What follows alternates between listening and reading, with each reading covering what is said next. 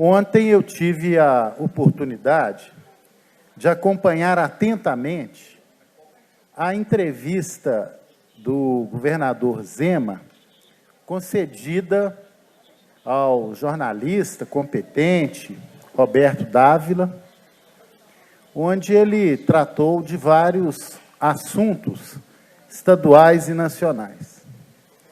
E eu me senti até na obrigação de vir aqui hoje para apontar algumas omissões, a meu ver, na entrevista do governador, que revelam uma visão do mesmo sobre o enfrentamento da crise fiscal. E muito perigosa, no meu entendimento, para o Estado de Minas Gerais. Eu estava entendendo, com a presença aqui dos secretários, até do governador, no evento de encerramento da primeira etapa do Fiscaliza, que estava havendo um convencimento do governador e do governo sobre a necessidade imperiosa de uma luta mais firme em relação ao ressarcimento das perdas decorrentes da Lei Candir. No mínimo, o acerto de contas entre o governo federal e o governo estadual. O governo federal deveria compensar Minas Gerais com 135 bi, Minas Gerais deve 90 bi ao governo federal, portanto, faria um acerto de contas e Minas deixaria de despender 6 bilhões ano. Esse era o meu entendimento, pelas últimas informações e até pela presença aqui do governador. Pois bem, em vários momentos desta entrevista de ontem, o assunto desequilíbrio fiscal, ajuste fiscal, foi tocado com o governador Zema. E eu queria aqui relatar, deputados e deputadas, que não assistiram esta entrevista. Em meia hora de entrevista, o governador Zema não citou nenhuma vez. Eu não estou falando que ele citou com pouca ênfase, não. Ele não mencionou, não citou nenhuma vez, ele não fez nenhuma referência a qualquer tipo de luta, ou pela extinção do mecanismo da desoneração, ou por um imposto sobre produtos exportados, ou sobre o acerto de contas. Nada, deputada Marília. Meia hora de entrevista, nenhuma palavra sobre Lei Candir.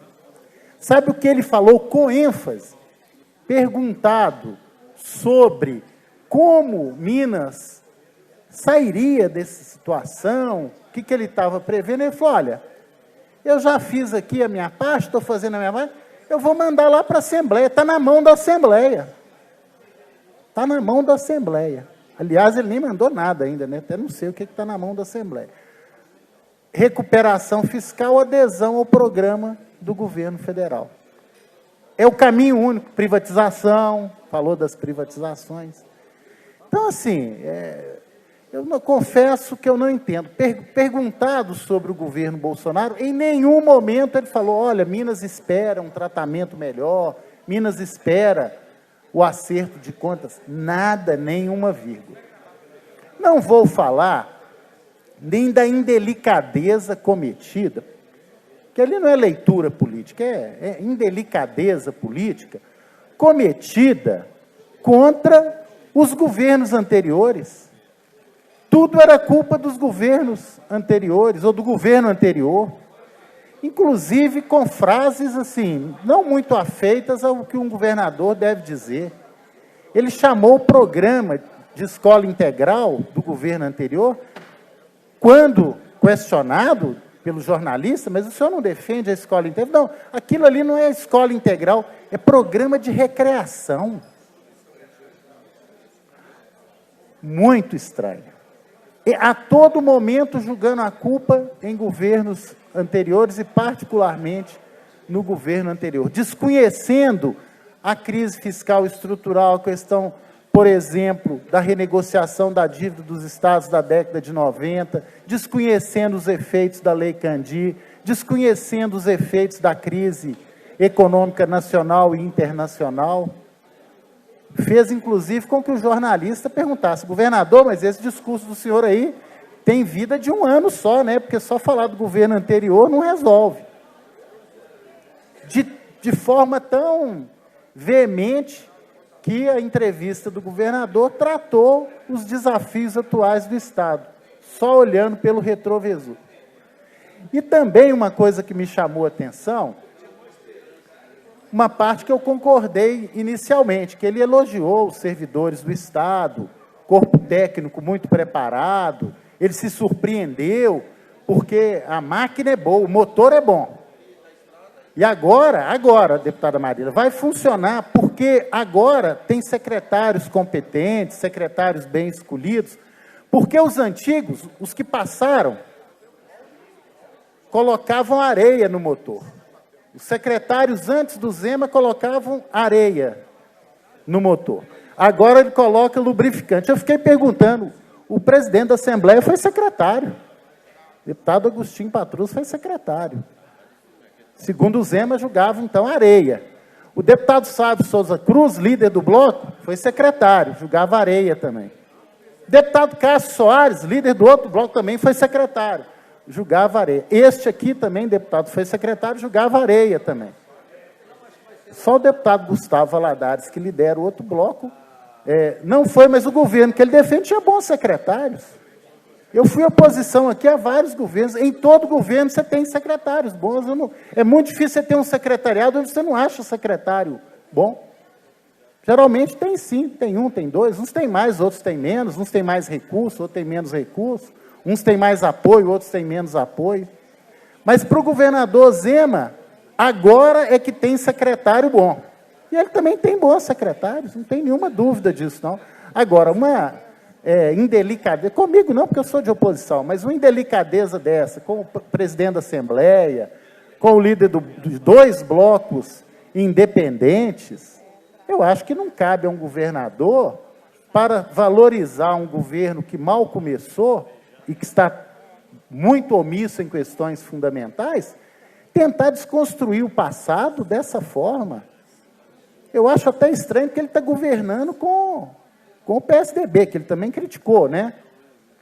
Porque o próprio relatório do Tesouro Nacional, que fundamenta a proposta de adesão ao Programa de Recuperação Fiscal, coloca 2 pontos, e aí eu discordo da Secretaria do Tesouro Nacional, coloca que a situação estrutural de Minas, o culpado é o reajuste que a Anastasia deu para a Força de Segurança, para a polícia, que inclusive quem pagou foi o Pimentel, boa parte dele, e o acordo do piso nacional do magistério. É essa visão que fundamenta um acordo que o governador quer colocar como prioritário para nós, e que a Assembleia vote. Quando elogia o Assembleia Fiscaliza, ele faz elogios na entrevista, a Assembleia Fiscaliza, mas ele elogia porque agora os deputados viram que ele tem bons secretários. O secretário dele é excelente. É isso que ele fala do ponto de vista da Assembleia Fiscaliza. Então, assim, uma entrevista onde ele estava até muito à vontade, mas olhando pelo retrovisor, muito pelo retrovisor, 5 ou 6 menções deselegantes com governos anteriores, né? Chamar um programa de escola integral de programa de recreação, eu achei muito, muito grave. Agora, o principal, e aqui eu alerto os senhores deputados e as senhoras deputadas, há uma estratégia deliberada de transferir para a Assembleia Legislativa uma responsabilidade que é de quem ganhou a eleição.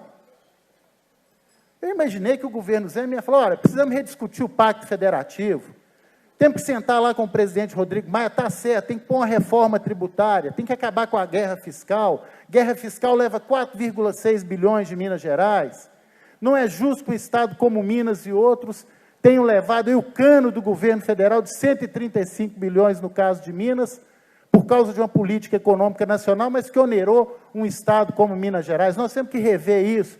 Não é justo Minas pagar uma dívida 2, 3 vezes e ainda ser chantageado, entregar o patrimônio público, entregar a CEMIG, entregar a Copasa. Minas sempre foi uma voz de resistência, nós vamos lá resistir, dia 5 estaremos no Supremo Tribunal Federal, temos que defender a revisão da Lei Candir. Era isso que eu esperava. Ele falou, não, o governo anterior tinha programa de recreação, incentivava a ocupação, como se o governo incentivasse. Nós reconhecemos conflitos e queremos a mediação de conflitos sem violência. Foi só criticar o passado, todos os secretários anteriores, João Leite, o deputado João Leite foi secretário, também ajudou a jogar areia lá no motor, na máquina, né? Também foi secretário. Então, aqui tem uma coleção de secretários pré-Zema, né? Os secretários pré-Zema jogaram areia, agora não, agora é o novo. Não vou nem entrar aqui, nós não estamos discutindo o veto, né? Parece que há uma distância abissal entre o que foi dito em campanha e o que está sendo praticado agora. E ainda dá a entender, né, que não viaja de avião, não, só quando precisa, 7 aeronaves. Parece que ele está fazendo assim um combate vigoroso, né, que nenhum secretário dele está indo para a Europa ou para os Estados Unidos participar de encontros. Parece que é um governo assim, de uma austeridade absoluta. Mas, para mim, isso não é o fundamental. Isso aí eu ponho na conta do discurso pré-eleitoral, né, para ganhar voto. Isso aí, para mim, não tem importância, não. O que tem importância é a forma de enfrentamento da crise fiscal. Porque ele vai querer empurrar nos ombros da Assembleia, vai fazer uma chantagem, como se o governo não tivesse instrumentos. Ele discute a CEMIG, mas não discute a CODEMIG. Ele discute 3 bi, 4 bi com privatização, mas não discute renúncia fiscal, que é 4,6 bi. Ele não discute a revisão da Lei Candir, que, independente do passivo, poderia gerar 3 a 4 bi para o Estado de Minas Gerais. Então, é nessas horas que a gente percebe as reais intenções do governante. Porque quando vem aqui, discurso cabe tudo. Então, está aqui e fala uma coisa. Mas na primeira entrevista, fora do Estado, na primeira entrevista, questionado sobre questões mais estruturais, o governador transfere para os ombros da Assembleia uma responsabilidade e não aponta nenhuma outra alternativa no sentido de construção de alternativas a uma política de privatização. Vou aqui repetir, independente do mérito, nós lutaremos até o fim para não se alterar a Constituição ao retirar a prerrogativa da população opinar sobre privatizações na área de energia e saneamento. Isso será um casuísmo do governador diante das exigências do governo federal. Ainda mais este governo federal, né? Ainda mais este governo federal, né? Que é um verdadeiro desgoverno, né? Trapalhada atrás de trapalhada, né? Que até nos envergonha. Esse governo federal nos envergonha. Imagine o que estão falando lá fora do nosso país. Agora, com essa pretensa indicação do filho para ser... O filho chega, não tem condição, eu frito hambúrguer. Meu Deus! Onde nós estamos? Meu Deus, agora é as memes, né? Um toma cerveja, quer ser embaixador na Alemanha, agora na Bélgica. Meu Deus. Olha, eu não imaginei que um dia eu estaria vivo para ouvir uma coisa dessa, deputado Cristiano. Uma pessoa indicada, vai ser indicada, né? Se for, né, pelo pai para ser embaixador dos Estados Unidos. Não, eu já ganhei boné do presidente dos Estados Unidos e sei fritar hambúrguer. Olha, lamentável. Eu queria que alguém até depois viesse defender isso aqui, porque se fritar hambúrguer o deputado Carlos também foi secretário, ajudou a jogar areia também no motor. Depois eu vou te explicar, deputado. O governador ontem falou que secretário, agora, a partir do governo dele, que a máquina é muito boa, mas os secretários pré-Zema, eu, o senhor, o deputado Agostinho Patrus, Cássio Soares, Sábio Souza Cruz, João Leite, todos que foram secretários, a gente julgava areia. Agora não, tem um processo novo de escolha, então agora Minas Gerais é outro mundo. Né? Então, Então, agora Minas sai da crise, né? Porque agora, antes do Zema, só os secretários todos que passaram lá jogavam areia no motor. Mas é isso, presidente. Muito obrigado. Eu espero que a Assembleia fique alerta. Nós não podemos aceitar essa política de entrega do nosso patrimônio. Muito obrigado. Não vou conceder a parte ao Coronel Sandro, infelizmente. Talvez ele explicasse aqui o que fritar hambúrguer tem a ver com ser embaixador. Muito obrigado.